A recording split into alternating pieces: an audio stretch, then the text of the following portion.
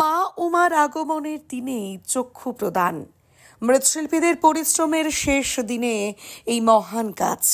যুগ যুগ ধরে চলে আসা আগমনীর বার্তা মহালয়ার দিনে চক্ষু প্রদান করা হয় মা উমার। আর সেই কাজ করতেই এখন ব্যস্ত মৃৎশিল্পীরা। আজ মহালয়া আর এই আগমনের দিনেই মা দুর্গার চক্ষু প্রদান করে থাকেন মৃৎশিল্পীরা। এই নিয়ম মেনেই প্রতি বছর মহালয়ার দিনে দুর্গার চক্ষু প্রদান করে থাকেন তারা। এবারও সেই মহতি কাজে নিজেদের নিযুক্ত করে আছেন। প্রতি বছরের মতো এবছরও জলপাইগুড়ির উপর দিয়ে বয়ে যাওয়া তিস্তা নদীর পাড়ে কাশফুলের বাগানে অসংখ্য মানুষদের আজ দেখা গিয়েছিল। প্রতি বছরই মহালয়ার দিনে দূর দূরান্ত থেকে অসংখ্য মানুষ এই নদীর পাড়ে আসে, পাশাপাশি উপভোগ করে কাশফুলের বাগান।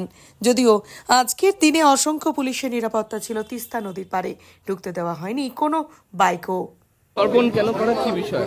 এটা হচ্ছে 4 সেপ্টেম্বর হইতে, মানে 21শে ভাদ্র হইতে আজকে 21শে সেপ্টেম্বর 4 আশ্বিন, এই 15 দিন যাবত অনেকে সম্ভব হয় না, তারা আজকে মহালয়ার পুণ্যলগ্নে পূর্বপুরুষদের উদ্দেশ্যে তর্পণ করেন। তর্পণ হচ্ছে তিল জল দিয়ে পূর্বপুরুষকে জল দেয়। এটা হচ্ছে মহালয়ার এতদিন পেটপক্ষ ছিল, কালকে থেকেই দেবীপক্ষের সূচনা। এই পেটপক্ষের এই কয়দিন সবাই তিল জল দিয়ে পূর্বপুরুষদের উদ্দেশ্যে তিল জল দিয়ে তর্পণ করে।